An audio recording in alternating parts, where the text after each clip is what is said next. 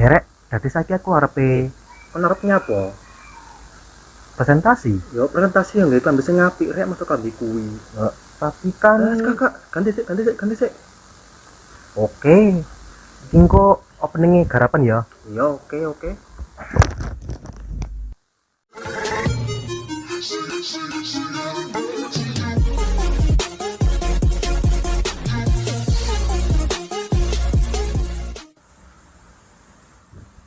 Nah, yo ngono maca ben sawang wong pantes.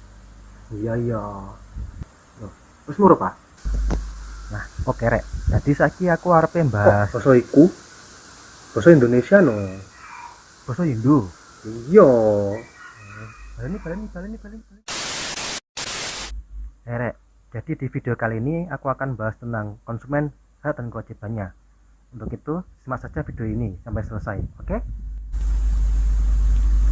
Oke, di sini sudah ada materi yang akan kita bahas yang judulnya konsumen, hak dan kewajibannya. Langsung kita bahas saja. Yang pertama.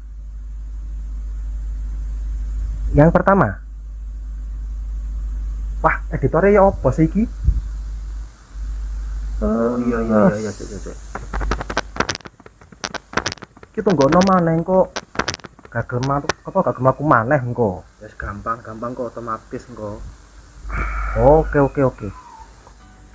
Nah, yang pertama, apa sih itu konsumen? Istilah konsumen sebagai definisi yuridis formal ditemukan pada UU Nomor 8 Tahun 1999 tentang perlindungan konsumen, yang mana dalam pasal 12 ditentukan bahwa konsumen adalah setiap orang pemakai barang dan atau jasa yang tersedia dalam masyarakat, baik bagi kepentingan sendiri, keluarga, orang lain maupun makhluk hidup, dan tidak untuk diperdagangkan. Menurut Azad Nasution, konsumen dapat dikelompokkan menjadi dua, yaitu pertama, pemakai atau pengguna barang dan atau jasa dengan tujuan mendapatkan barang dan atau jasa untuk dijual kembali. Kedua, pemakai barang dan atau pelayanan jasa untuk memenuhi kebutuhan diri, keluarga, atau rumah tangganya. Sedangkan menurut pendapat A. Abdurrahman, menyatakan bahwa konsumen pada umumnya adalah seseorang yang menggunakan atau memakai, mengonsumsi barang dan atau pelayanan jasa. Sebelum muncul UU PK yang diberlakukan mulai 20 April 2000, hanya sedikit pengertian normatif yang tegas tentang konsumen dalam hukum positif di Indonesia. Dalam UU Nomor 5/1999 tentang larangan praktek monopoli dan persaingan usaha tidak sehat, ada ditemukan definisi konsumen, yaitu setiap pemakai dan atau pengguna barang dan atau jasa, baik untuk kepentingan diri sendiri maupun untuk kepentingan orang lain.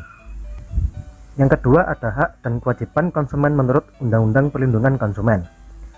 Hak dan kewajiban konsumen dijelaskan pada pasal 4 dan 5 Undang-Undang Republik Indonesia Nomor 8 Tahun 1999. Dalam pasal 4 disebutkan bahwa hak konsumen yaitu hak atas kenyamanan, keamanan, dan keselamatan dalam mengonsumsi barang atau jasa, hak untuk memilih barang atau jasa, serta mendapatkan barang dan atau jasa tersebut sesuai dengan nilai tukar dan kondisi serta jaminan yang dijanjikan. Hak atas informasi yang benar, jelas, dan jujur mengenai kondisi dari jaminan barang dan atau jasa. Hak untuk didengar pendapat dan keluhannya atas barang dan atau jasa yang digunakan. Hak untuk mendapat advokasi, perlindungan, dan upaya penyelesaian sengketa perlindungan konsumen secara patut. Hak untuk mendapat pembinaan dan pendidikan konsumen.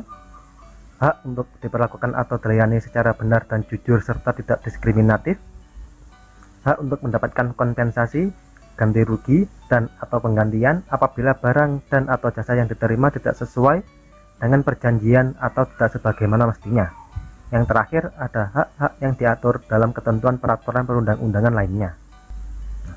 Sedangkan dalam pasal 5 menyebutkan kewajiban konsumen, yaitu membaca atau mengikuti petunjuk, informasi, dan prosedur pemakaian atau pemanfaatan barang dan atau jasa demi keamanan dan keselamatan.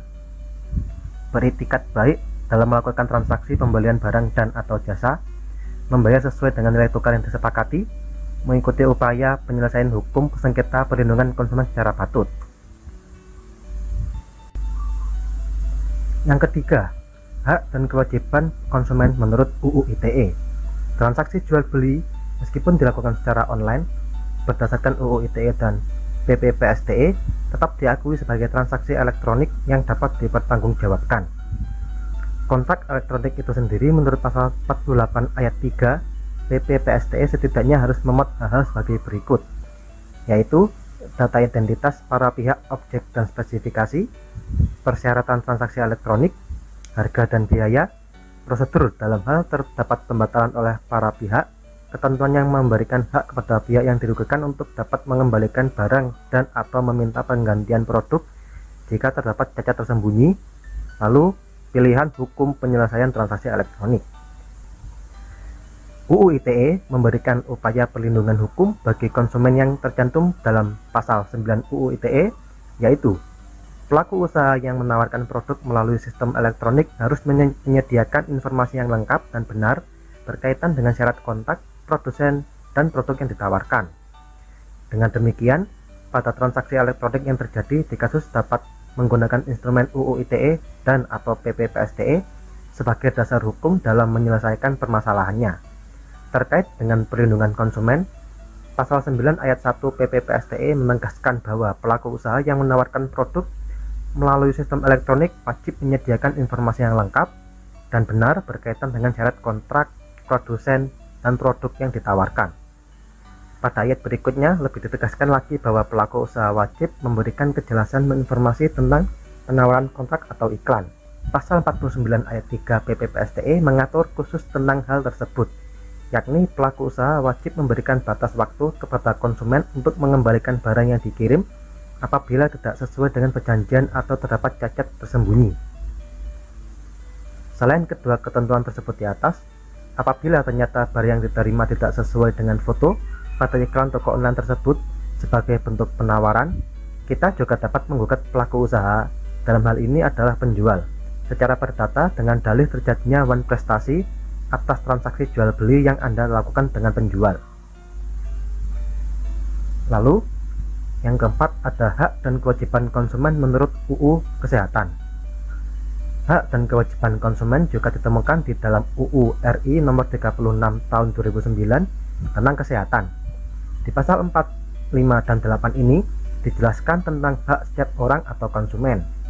Sedangkan di pasal 9, 10, 11, 12, dan 13 dijelaskan mengenai kewajiban setiap orang atau konsumen. Pasal 4 menjelaskan bahwa semua orang berhak atas kesehatan. Kemudian di pasal 5 ayat 1 berbunyi, setiap orang mempunyai hak yang sama dalam memperoleh akses atas sumber daya di bidang kesehatan. Di ayat 2-nya dijelaskan bahwa setiap orang memiliki hak dalam memperoleh pelayanan kesehatan yang aman, bermutu, dan terjangkau. Lalu di ayat ketiga berbunyi, setiap orang berhak secara mandiri dan bertanggung jawab menentukan sendiri pelayanan kesehatan yang diperlukan bagi dirinya. Pasal 8 juga dijelaskan bahwa setiap orang berhak memperoleh informasi tentang data kesehatan dirinya, termasuk tindakan dan pengobatan yang telah maupun yang akan diterimanya dari tenaga kesehatan. Pasal 9 ayat 1 berbunyi, setiap orang berkewajiban ikut mewujudkan, mempertahankan, dan meningkatkan derajat kesehatan masyarakat yang setinggi-tingginya.